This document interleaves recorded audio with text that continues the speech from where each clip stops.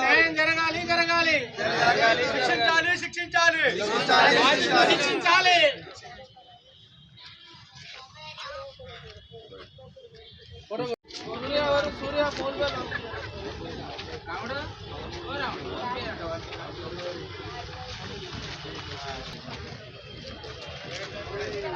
న్యాయం చేయాలి న్యాయం చేయాలి న్యాయం చేయాలి న్యాయం చేయాలి.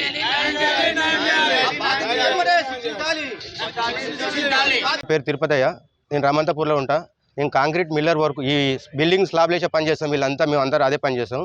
ఫేక్ ఆర్టీఓ మాకు ఒక 1 year అబోవ్ అవుతుంది.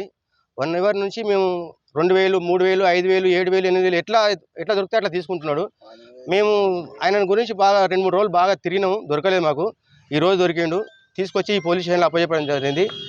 వాళ్ళ మీద కఠినమైన చర్య తీసుకొని బయటికి వెళ్ళకుండా చేయాలనేది మా కోరిక. మేము ఎక్కడెక్కడ ఆపుతున్నాం?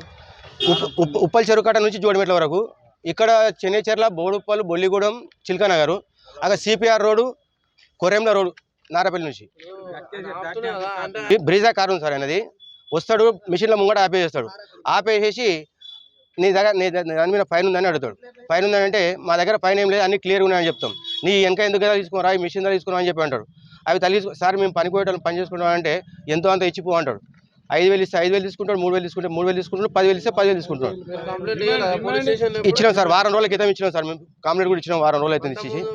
ఎప్పుడు అంత మేము అనుకోలేదు, వెళ్ళలేదు. పోలీస్ అంటే నిజంగానే ఆర్టీఓ అనుకుంటున్నాం మేము ఇన్ని రోజులు అంది. ఈ ఫేక్ ఆర్టీఓ అనేది 1000-2000 తీసుకుని స్టార్ట్ చేసిండు. మేము ఫేక్ ఆర్టీఓ అని మేము ఆయనను నిర్ధారించినాం. వాళ్ళు 3 ఉంటారు, 2 ఉంటారు సార్. రిసిప్ట్ లేదు, ఏం లేదు సార్. వాళ్ళు రిసిప్ట్ అంటే మళ్ళీ 1000 ఛానల్ అని రాస్తా అంటాడు. 10,000 రూపాయలు అంటాడు. 10,000 జాగాలు 5,000 ఇచ్చి వెళ్ళిపోతే అయిపోతుందని మేము 5,000 రూపాయలు ఇచ్చిపోతున్నాం. ప్రతిరోజు 1 year అవుతుంది. 1 year నుంచి ఇంతకుముందు ఒక 3 నెలల క్రితం క్యూన్యూస్ ఆఫీస్ పోయి సుదర్శన్ చెప్పినాం. సుదర్శన్ చెప్తే ఆయనకు ఫోన్ చేసిండు. డీసీఎం ఉంది, నాకు కారు ఉంది, నేను అది కిరాయికి ఇచ్చినా నాకు తెలియదు అని చెప్పిండు. సరే గో ఈ కార్లో ఇట్లా చేస్తున్నారంట చెప్పని చెప్పేసిండు ఆ రోజు సుదర్శన్. మళ్ళీ ఒక 1 నెల రోజులు గ్యాప్ ఇచ్చిండు, మళ్ళీ స్టార్ట్ చేశారు. ఫోన్పేలో అమౌంట్ వాళ్ళ భార్య కొట్టిండు, శ్రీలత అని ఇంకొక ఆమె కొట్టిండు, నరసింహారెడ్డి అని ఇంకొక ఆయన కొట్టిండు. 3-4 ఫోన్పే చేస్తున్నాడు. కనీసం ఎంతలే అంటే రోజు ఒక 20,000 నుంచి 30,000 దాకా కలెక్షన్ చేస్తున్నాడు సార్. వీళ్ళందరూ బాధ్యతలే సార్. వీళ్ళంతా అందరు డబ్బులు ఇచ్చిన వాళ్ళు. అందరం పోదామని చెప్పి వచ్చేసారు సార్. సివిల్లో ఉంటారు సార్, డ్రెస్ ఏం లేదు. వాళ్ళ దగ్గర ఒక ల్యాప్టాప్ ఉంటుంది, వాళ్ళ దగ్గర బుక్ ఉంది. అది అంటే ఆ బుక్ తీసే వరకు మాకు భయం అవుతుంది. సార్ మీకు దండం పెడతాం, కాలు మొక్కుతాం అని చెప్పి 5,000, 3,000 ఎంతో అంత మాకు ఏదో ఒకటి ఉండదు సార్. అది ఆ ట్రాక్టర్కు ఇన్సూరెన్స్ అని ఉండదు, లేకపోతే ఫిట్నెస్ అని ఉండదు, ట్యాక్స్ ఏదో ఒక లోపం ఉంటుంది మాకు. ఆ లోపం వల్ల భయపడి ఎంత అడితే అంత ఖచ్చితంగా అడిగేది 20,000 అడుగుతాడు. 20,000 అడితే మేము కుదించుకుంటే 5,000, 3,000, 4,000, 6,000, 7,000 అని ఎంత ఉంటే అంత. మేము ఇంటికా నుంచి వచ్చేదాకా అక్కడనే నిలబడి డబ్బులు తీసుకొని పోయారు. రామంతపూర్ నుంచి చెన్నైచెర్ల జోడిమెట్ల దాకా వెళ్తే అక్కడనే నిలబడి డబ్బులు తీసుకొని పోయారు. ఫోన్ డ్రైవర్ది ఫోన్ పెట్టుకొని వాళ్ళ దగ్గర మేము 10-15 మంది లేబర్ పెట్టుకొని పనిచేస్తాం. బిల్డింగ్ వరకు పనిచేస్తాం. మేము పొద్దున్నే 4 గంటలకు లేచి మిషన్ పోవాలి సైడ్కు. పోకపోతే ఉక్షే కంకర అడ్డం పడి ఉంటాయి, మేస్త్రీలు తిడతారు. ఆ భయానికి మేము పైసలు ఇచ్చి వెళ్ళిపోతాం. 4 గంటల నుంచి 6 గంటల లోపు. మా డిమాండ్ అతను తీసుకుపోయి జైలు వేయాలా, అతను కఠినమైన శిక్ష చేయాలి. రూపాయలు వసూలు చేస్తుంటే మేము అప్పుడు అర్థం చేసుకున్నాం సార్.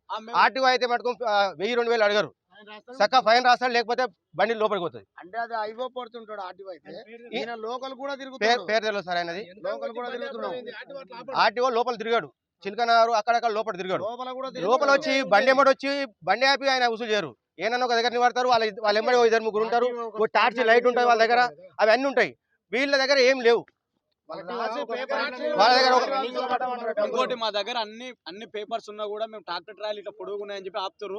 ఆపకూడదు అని మా యొక్క డిమాండ్. మీరు జర పెద్దగా మీడియాలో తీసుకొచ్చి మేము మిల్లర్ పెట్టుకొని పోతున్నాము. మేమందరం అయితే లేబర్ పని చేసే వాళ్ళం. మీ మీడియా దృష్టికి తీసుకొస్తున్నాం, మీరు తగిన న్యాయం చేయాలని మిమ్మల్ని కోరుకుంటున్నాం. సార్ ఏమైందంటే